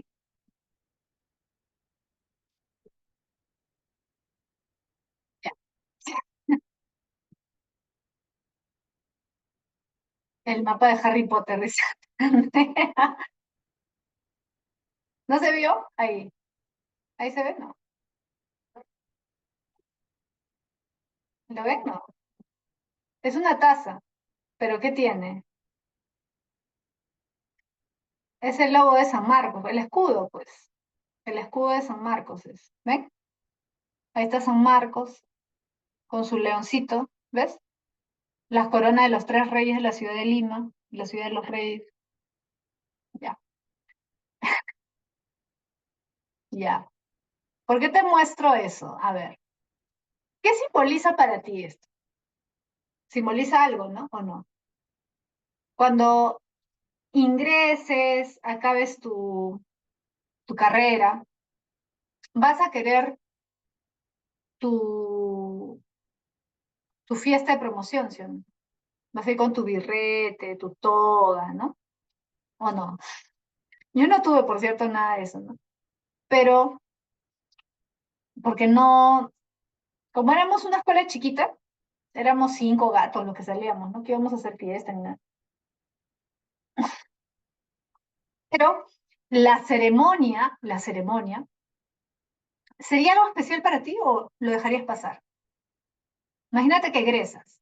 ¿No te gustaría que tus papás vayan, ir con tu toga, tu birrete, tomarte fotos de recuerdo y todo eso?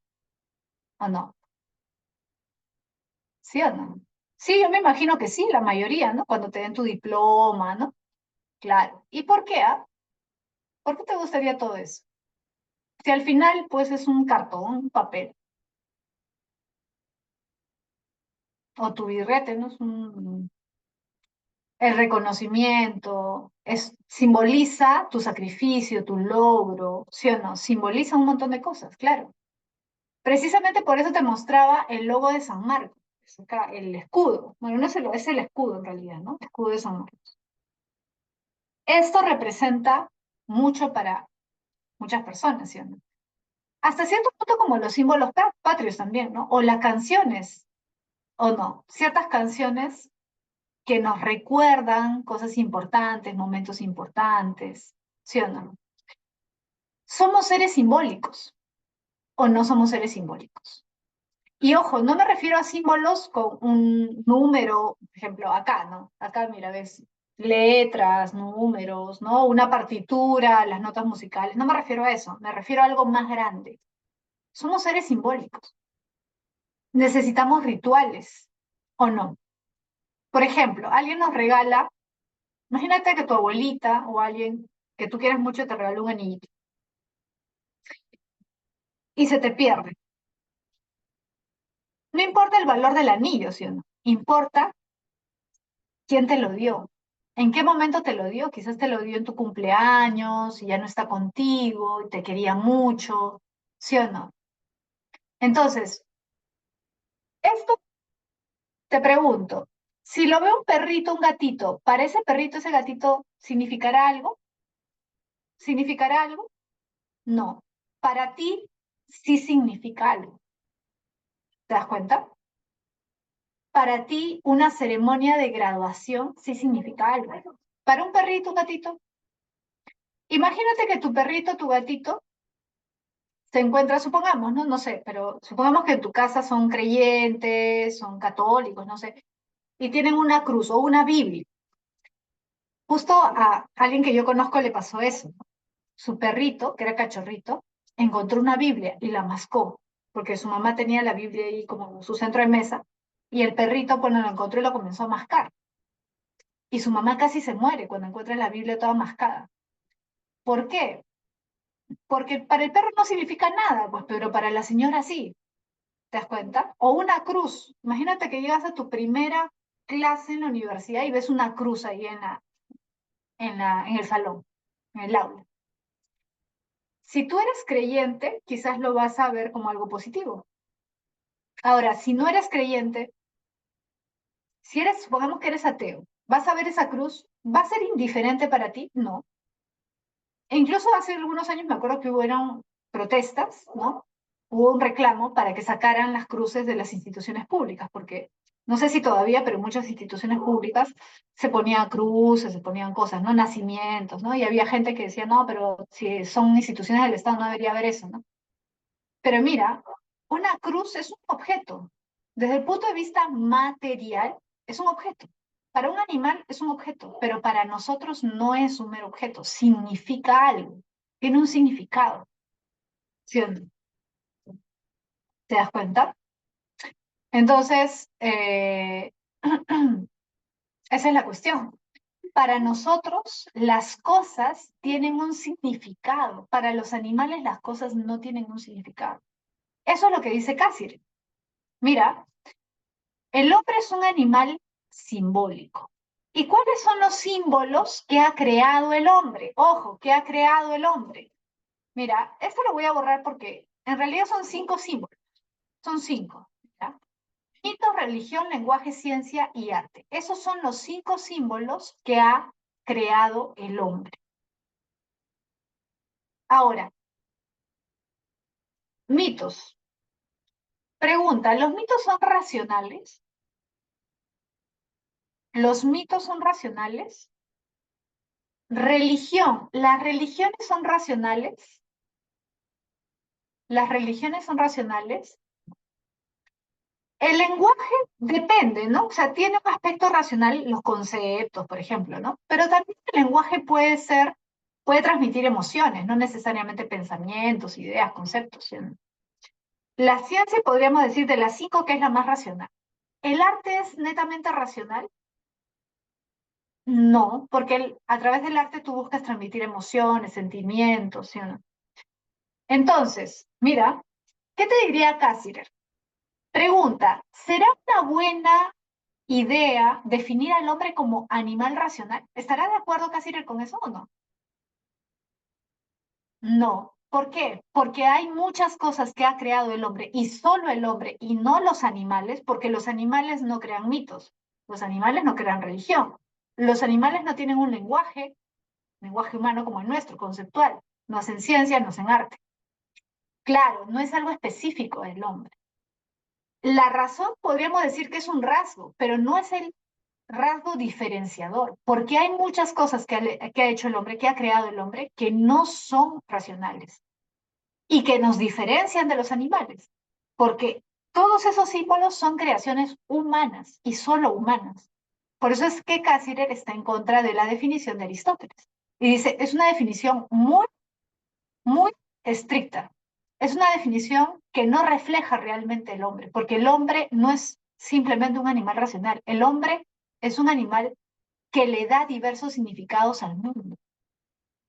Es más, lo que dice Cassirer es que, a ver, te pregunto, a partir de todos los ejemplos que te he puesto, ¿el mundo del ser humano es más grande o más chico que el mundo del animal?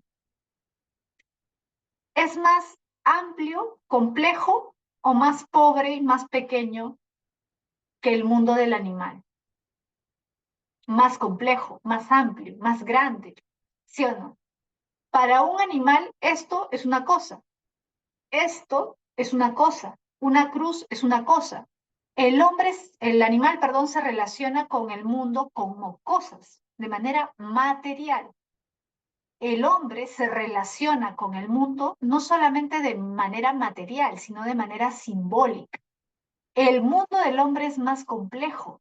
Es más, Cassirer dice, es tan distinto el mundo del hombre del mundo del animal que es como si el hombre viviera en otro mundo. El hombre le encuentra significado a las cosas, a cualquier cosa, prácticamente. Le interpreta el mundo en el que vive. Es como si el hombre viviera en un universo, un mundo paralelo, como si viviera en otro mundo, completamente distinto. ¿Te das cuenta? Por eso Cassirer dice que el hombre es un animal simbólico, porque el hombre se relaciona con el mundo a través de símbolos que tienen un significado. El mundo tiene diversos significados para el hombre, ¿no? Y eso desde épocas muy antiguas, ¿ah? Porque arte existe desde el arte rupestre, ¿sí? O sea, no estamos hablando del siglo XIX, XVIII, estamos hablando desde el origen del hombre, ¿sí? Bien, pasamos a Scheller. Mira, ¿qué plantea Scheller? Scheller considera que el hombre es un ser espiritual. Y es un ser espiritual, ¿por qué? Porque el hombre posee 3 características. Tiene autonomía existencial. Mira, ¿Qué significa esto? El hombre puede decirle no a sus instintos, es autónomo, es decir, se rige a sí mismo, no le ordena a nadie. El animal es un esclavo de sus instintos. El hombre no es esclavo de sus instintos. El hombre puede decirle no a sus instintos. Por ejemplo, tiene deseos de algo, puede dejar de lado esos deseos con tal de cumplir una tarea, una misión o no, o un deber, ¿sí o no? Puede tener el instinto de supervivencia. Todos tenemos el instinto de supervivencia, pero a pesar de ese instinto de supervivencia puede renunciar a su vida, puede sacrificar su vida por un ideal, ¿o no? Hay gente que ha muerto por defender a su patria, o incluso por hacer ciencia, ¿o no? Por conocer más, por entender más, o por sus valores, sus principios. Entonces, para Scheller, el hombre es autónomo en su existencia. ¿Por qué? Porque no está determinado por nada, sino que él elige, por eso es libre, elige qué hacer con su vida. ¿Sí? Marelis me preguntaba, ¿es materialista para Cassirer? La visión de que Aristóteles sí es materialista. En el caso de Cassirer, ojo, él no deja de ser, por decirlo así, realista, porque él dice que el hombre es un animal, animal simbólico. Él dice, el hombre también tiene instintos y todo, pero lo que lo diferencia es esto. Ahora, en el caso de Scheller, él sí enfatiza el lado espiritual. En el caso de Scheller, sí, por eso es que no dice el hombre es un animal espiritual, no, dice el hombre es un ser espiritual, porque para él sí está mal incluir en la definición la palabra animal. Para Scheller son dos seres completamente diferentes. La diferencia radica en que el animal sigue sus instintos. El hombre puede negar sus instintos y esa capacidad de negar sus instintos lo hace un ser libre. Puede objetivar o representar el mundo. ¿Por qué? Porque el hombre también, por ejemplo, trata como objetos las cosas que lo rodean. Por ejemplo, la naturaleza. Veo un árbol, necesito una mesa. No tengo. Corto el árbol a una mesa. Veo el mundo como un objeto. Cuando hago ciencia, veo el mundo como un objeto también. Veo Neptuno. Quiero comprender cómo es Neptuno. Lo investigo como un objeto. O quiero representar el mundo a través del arte, quiero pintar este paisaje que me ha encantado, lo represento. Esa capacidad solo la tiene el ser humano. Y además de eso tiene autoconciencia, que para Scheller solo lo tiene el ser humano, es decir, la conciencia de nosotros mismos. ¿Tú tienes conciencia de tu existencia? Sí, eres un ser autoconsciente. Eso lo tiene solo el hombre. Por eso para Scheller no hay comparación entre un animal y un ser humano. Por eso Scheller dice, el hombre es un ser espiritual, es una persona, no es un animal. Él critica a todos los que usan, como Cassirer, por ejemplo, el término animal, igual en el caso de Aristóteles. ¿Ya? Y por último, vamos a ver el problema del sentido de la existencia. Este es un problema ya un poco marginal, o sea, secundario, pero de todas maneras lo vamos a ver rápido, ¿ya? Diógenes, recuerda, este es el famoso Diógenes de Sinope que se encontró con Alejandro Magno, ¿te acuerdas? De dónde surge esta famosa anécdota, ¿no? Que Alejandro Magno se acerca a donde está Diógenes y le dice, pídeme lo que desees, yo te puedo ofrecer lo que tú quieras, cuando Alejandro ya era el emperador de Grecia, ¿no? Y Diógenes le dice, simplemente retírate de ahí que me estás ocultando la luz del sol, ¿no? Diógenes iba siempre en contra de todas las convenciones sociales, por eso se atreve a hablarle así a Alejandro Magno, sin ningún temor. ¿Y por qué hace eso? Porque para él hay que ser absolutamente libres, autónomos. Si tú no eres un ser libre, entonces eres esclavo. Si tú tienes miedo de decir lo que piensas, entonces eres un esclavo. Ahora, la idea de él es ser absolutamente libre en todos los sentidos, no solamente en lo físico, sino en lo mental. Por eso él tiene poco, vive con poco. ¿Por qué? Porque él cree que cuantas más cosas tenemos, más esclavos nos hacemos de las cosas, ¿no? En teoría, por ejemplo, un auto debería ser una ayuda para movilizarme, pero a la larga yo me termino volviendo esclavo del auto, porque tengo que limpiarlo, lavarlo, llevarlo a la reparación. Al final pierdo un montón de tiempo cuidando ese auto que debería ser una ayuda para mí. Tengo ropa, quiero más ropa. Supuestamente cuando tengo más ropa voy a poder elegir un montón, sí, pero tengo más ropa y menos sé qué cosa me voy a poner, ¿no? más preocupado de dónde tengo ahora que comprarme otro closet porque ya no alcanza la ropa de mi closet y cosas así. Entonces, para Diógenes, en realidad la vida más simple, da risa, ¿no, Milena? Pero es cierto. La vida más simple, con menos cosas, es la vida más feliz. El hombre cree que tiene que tener muchas cosas para ser feliz, pero es al revés. Cuanto menos tengas, más feliz vas a ser. Por eso es que Diógenes no quería ninguna, digamos, atadura con nada. No tenía casi nada, vivía en un barril, no tenía casa, no tenía esposa. Ojo, cualquier convención social. El matrimonio es una convención social. No tenía esposa, no tuvo hijos, no tenía trabajo. Y a pesar de eso tenía discípulos, tenía gente que lo seguía, que lo escuchaba, que lo admiraba, ¿no? Y lo curioso es que Diógenes es uno de los filósofos que más tiempo vive, ¿eh? El real Chavo del Ocho. No, pero en serio, esto del tonel, porque él vive en un tonel, en un barril, no sé si tú sabes, pero esa idea del Chavo, él la saca de Diógenes precisamente, ¿no? Entonces, Diógenes rompía con todos los estándares y todos los estereotipos de la época. Y lo curioso, como te decía hace un momento, es que Diógenes es uno de los filósofos que más tiempo vive, vivió casi 90 años. Aristóteles no pasó de los 70, si no me equivoco, Aristóteles vivió 63 años, ¿no? Platón sí vivió 80, creo, pero Diógenes vivió poquito. Perdón, Diógenes vivió bastante, ¿no? En comparación con otros filósofos, a pesar de que tenía menos cosas, ¿no? Y de que en teoría debió haber vivido menos tiempo, como para pensar, ¿no? Entonces, por eso es que para él la libertad, la autonomía de hacer y de decir, ojo, no solamente de hacer, hago lo que quiero, así como los perros no están pensando, ay, ¿qué va a decir el vecino? ¿Qué va a decir mi mamá? No, el perro hace lo que tiene que hacer. Y dice, bueno, el perro no, ¿no? Pero las personas también deberían, dice Diógenes, deberían decir lo que piensan, ¿no? En vez de ocultarse, ¿no? ¿De qué vivía? Vivía de lo que le daban sus discípulos. Vivía de lo que le daban. Es más, hasta Platón a veces le daba cosas. Justo hay anécdotas sobre eso. Porque él vive en la época en que Platón vivía. Bueno, es uno de los primeros filósofos de la época grecolatina, ¿no? O sea, de la época helenístico-romana. A ver, Heidegger. Heidegger. ¿Estaba atado a sus discípulos? No, porque él nunca pedía que lo siguieran ni nada. Los discípulos lo seguían porque ellos querían, ¿no? Y al final él tomaba lo básico para subsistir, ¿no? Bueno, a ver, vamos a seguir. Ustedes tienen el chisme filosófico, el chisme filosófico. Ya, el primer influencer, dice. El primer influencer. Ya, vamos a Heidegger, ¿ya? Mira, Heidegger es un filósofo del siglo XX, o sea, ya es un filósofo contemporáneo, ¿no? Y él es uno de los filósofos más importantes del siglo XX. Él dice, fíjate, que el hombre eh, es el único ser que es consciente de que va a morir. O sea, todos vamos a morir, ¿no? Mi perrita, tu gatito, todos vamos a morir.